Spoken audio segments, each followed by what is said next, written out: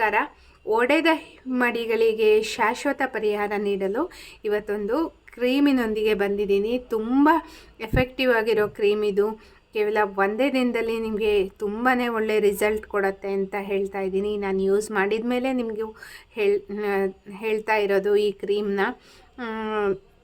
ಈ ಕ್ರೀಮ್ ಹೇಗೆ ಮಾಡಬೇಕು ಅಂತ ನೀವು ನೋಡೋದಕ್ಕಿಂತ ಮುಂಚೆ ಇದೇ ಮೊದಲನೇ ಬಾರಿ ನನ್ನ ಚಾನಲ್ನ ವಿಡಿಯೋನ ನೋಡ್ತಿರೋದು ಅಂತ ಆದರೆ ನನ್ನ ಚಾನಲ್ AVK ಹಾಬಿ ಐಡಿಯಾಸ್ಗೆ ಸಬ್ಸ್ಕ್ರೈಬ್ ಮಾಡೋದಕ್ಕೆ ಮರಿಬೇಡಿ. ಹಾಗೂ ಪಕ್ಕದಲ್ಲೇ ಇರೋ ಬೆಲ್ ಬಟನ್ನ ಕ್ಲಿಕ್ ಮಾಡಿ ಆಲ್ ಅಂತ ಆಪ್ಷನ್ ಚೂಸ್ ಮಾಡಿದರೆ ನನ್ನ ಪ್ರತಿ ವಿಡಿಯೋದ ನೋಟಿಫಿಕೇಷನ್ ನಿಮಗೆ ಬರುತ್ತೆ ಮತ್ತು ಎಲ್ಲರಿಗಿಂತ ಮುಂಚಿತವಾಗಿ ವಿಡಿಯೋ ನೋಡೋದಕ್ಕೆ ಸಹಾಯ ಆಗುತ್ತೆ. ಬನ್ನಿ ಫ್ರೆಂಡ್ಸ್, ಇವತ್ತಿನ ವಿಡಿಯೋದಲ್ಲಿ ಈ ಕ್ರೀಮ್ನ ಹೇಗೆ ಮಾಡೋದು ಅಂತೆಲ್ಲ ಕ್ಲೀನಾಗಿ ತಿಳ್ಕೊಬಿಡೋಣವಾ. ನೋಡಿ, ನಾನಿಲ್ಲೊಂದು ಚಿಕ್ಕ ಬೌಲ್ ತೊಗೊಂಡಿದ್ದೀನಿ.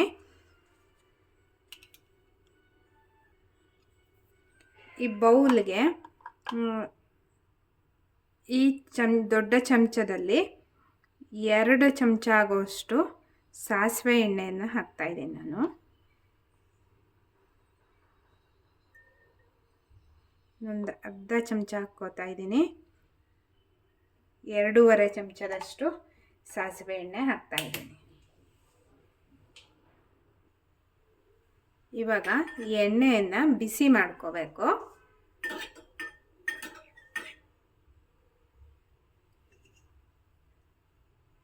ನೋಡಿ, ಇದು ಬಿಸಿ ಆಗ್ತಾ ಇರೋವಾಗಲೇ ಇದಕ್ಕೆ ಮೇಣದ ಬತ್ತಿನ ಚಿಕ್ಕದಾಗಿ ಪೀಸ್ ಮಾಡಿಕೊಂಡು ಹಾಕ್ತಾಯಿದ್ದೀನಿ. 2 ಚಮಚ ಸಾಸಿವೆ 2.5 ಚಮಚ ಸಾಸಿವೆ ಎಣ್ಣೆಗೆ ನಾನಿಲ್ಲಿ ಒಂದು ಉದ್ದದ ಮೇಣದ ಬತ್ತಿಯಲ್ಲಿ ಕಾಲು ಭಾಗದಷ್ಟು ತಗೊಂಡು ಚಿಕ್ಕದಾಗಿ ಪೀಸ್ ಮಾಡಿಕೊಂಡು ಹಾಕಿದ್ದೀನಿ.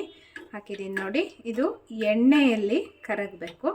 ಇದು ವ್ಯಾಸ್ಲಿನ್ ಥರ ನಮಗೆ ಕೆಲಸ ಮಾಡುತ್ತೆ, ಆದರೆ ಎಫೆಕ್ಟಿವ್ ಮಾತ್ರ ವ್ಯಾಸ್ಲಿನ್ಗಿಂತ ಹೆಚ್ಚು ನಮಗೆ ಎಫೆಕ್ಟ್ ಕೊಡುತ್ತೆ. ನೋಡಿ, ಚೆನ್ನಾಗಿ ಕರ್ಗೋಯ್ತು. ಈಗ ಕರಗ್ತಾ ಇದ್ದಾಗೆ ನೋಡಿ, ಕರ್ಪೂರ ಏನಿರುತ್ತೆ, ಈ ಕರ್ಪೂರನ ಪೀಸ್ ಮಾಡಿಬಿಟ್ಟು ಹೀಗೆ ಹಾಕ್ತಾಯಿದ್ದೀನಿ.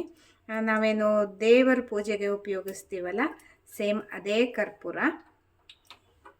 ಈಗ ನಾನು ಸ್ಟವ್ನ ಆಫ್ ಮಾಡಿಬಿಟ್ಟಿದ್ದೀನಿ. ಇದೇ ಎಣ್ಣೆಯ ಬಿಸಿಗೆ ಈ ಕರ್ಪೂರ ಕರಗತ್ತೆ.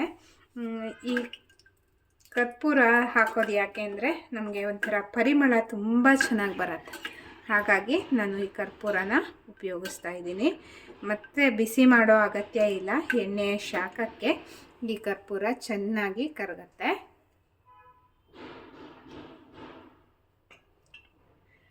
ನಂತರ ಇದಕ್ಕೆ ನಾನು ಮೋಸ್ಟ್ ಇಂಪಾರ್ಟೆಂಟ್ ಆಗಿರೋದು ಒಂದು ಐಟಮ್ ಅಂದರೆ ನಿಂಬೆ ರಸ. ಒಂದು ಸ್ವಲ್ಪ ನಿಂಬೆ ರಸವನ್ನು ಹಾಕ್ತಾಯಿದ್ದೀನಿ. ಇದು ಸಹ ತುಂಬ ಚೆನ್ನಾಗಿ ಕೆಲಸ ಮಾಡುತ್ತೆ. ಕೇವಲ ಒಂದೇ ಸಲ ಅಪ್ಲೈ ಮಾಡಿದರೆ ಸಾಕು ನಮ್ಮ ಹಿಮ್ಮಡಿಗೆ. ಇದು ನಮ್ಮ ಒಡೆದ ಪಾದಗಳೆಲ್ಲ ಚೆನ್ನಾಗಿ ಕೂಡ್ಕೊಳ್ಳುತ್ತೆ.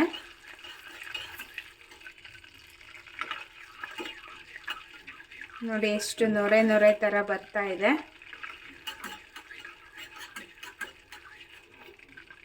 ಚೆನ್ನಾಗಿ ಮಿಕ್ಸ್ ಮಾಡ್ಕೋಬೇಕು. ಕರ್ಪೂರ ಎಲ್ಲ ಚೆನ್ನಾಗಿ ಕರಗಬೇಕು.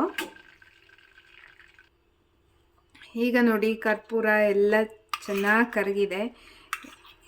ಇದು ಸ್ವಲ್ಪ ತಣ್ಣಗಾಗೋವರೆಗೆ ಹಾಗೆ ಇಟ್ಕೋಬೇಕಾಗತ್ತೆ. ಸ್ವಲ್ಪ ತಣ್ಣಗಾದಮೇಲೆ ಅಂದರೆ ಗಟ್ಟಿಯಾಗೋದಕ್ಕಿಂತ ಮುಂಚೆ ನೀವು ಇದನ್ನು ಒಂದು ಬಾಟಲ್ಗೆ ಅಥವಾ ಬೇರೆ ಯಾವ್ದಾದ್ರು ಇದಕ್ಕೆ ಶಿಫ್ಟ್ ಮಾಡ್ತೀರಾ ಅಂತಾದರೆ ಆ ಹಂತದಲ್ಲೇ ಶಿಫ್ಟ್ ಮಾಡ್ಕೋಬೇಕು. ಇಲ್ಲಾಂದರೆ ಇದು ಕ್ರೀಮಿ ಸ್ಟ್ರಕ್ಚರ್ ಬರೋದ್ರಿಂದ ಸ್ವಲ್ಪ ಗಟ್ಟಿ ಆಗುತ್ತೆ. ಆಮೇಲೆ ಇದನ್ನ ಟ್ರಾನ್ಸ್ಫರ್ ಮಾಡೋದು ಕಷ್ಟ ಆಗುತ್ತೆ. ಇದನ್ನು ಫುಲ್ ತಣ್ಣಗಾಗೋದಕ್ಕೆ ಬಿಡ್ತಾಯಿದ್ದೀನಿ ನಾನು.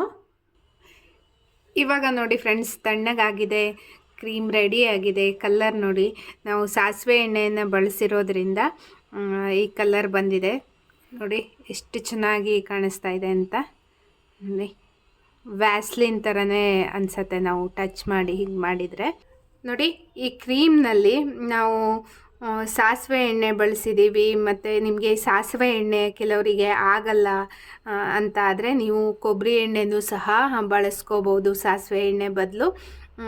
ಅದು ಸಹ ಚೆನ್ನಾಗಿರುತ್ತೆ. ಮತ್ತು ಈ ಕರ್ಪೂರ ಏನು ಹಾಕಿರ್ತೀವಲ್ಲ ಅದು ನಮಗೆ ತುಂಬ ಒಳ್ಳೆ ಪರಿಮಳ ಕೊಡುತ್ತೆ. ಬೇರೆ ಯಾವುದೋ ಕ್ರೀಮ್ ಆದರೆ ಪರಿಮಳ ಇರುತ್ತಲ್ಲ ಅದ್ರ ಬದಲು ನಾವು ಕರ್ಪೂರನ ಈ ರೀತಿ ಯೂಸ್ ಮಾಡಿಕೊಂಡ್ರೆ ನಮಗೆ ತುಂಬ ಪರಿಮಳ ಬರುತ್ತೆ. ಮತ್ತು ಒಡೆದ ಹಿಮ್ಮಡಿಗಳಿಗೆ ಇದು ಒಳ್ಳೆ ರಿಸಲ್ಟ್ ಕೊಡುತ್ತೆ. ಕರ್ಪೂರನೂ ಸಹ ತುಂಬ ಚೆನ್ನಾಗಿ ರಿಸಲ್ಟ್ ಕೊಡುತ್ತೆ ನಮಗೆ. ಇದನ್ನು ಹೇಗೆ ಉಪಯೋಗಿಸ್ಬೇಕು ಅಂತ ಅಂದರೆ, ಇದನ್ನು ಅಂದರೆ ಫಸ್ಟು ರಾತ್ರಿ ನೀವು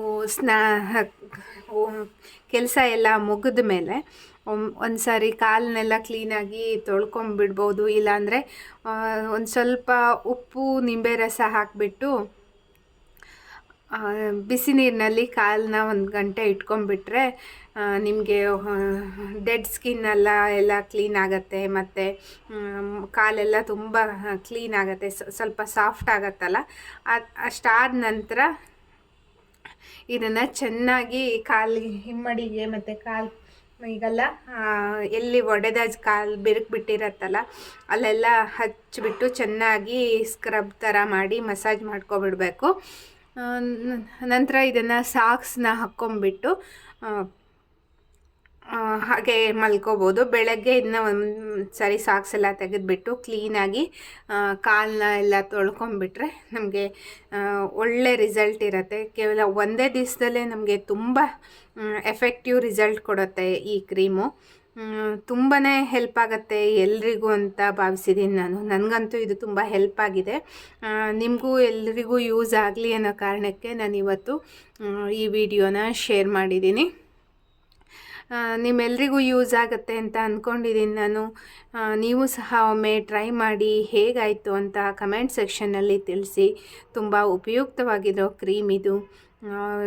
ನಾನು ಮೊದಲೇ ಹೇಳಿದ ಹಾಗೆ ಇದನ್ನು ಅಂದರೆ ಬಾಟಲ್ಗೆ ಏನಾದ್ರು ಶಿಫ್ಟ್ ಮಾಡೋದಾದರೆ ಸ್ವಲ್ಪ ಲಿಕ್ವಿಡ್ ಇದ್ದಾಗೆ ಇದನ್ನು ಹಾಕ್ಕೊಬಿಡಬೇಕು. ಈ ಹಂತದಲ್ಲಿ ನಮಗೆ ಮತ್ತೆ ಹಾಕೋಕ್ಕಾಗಲ್ಲ.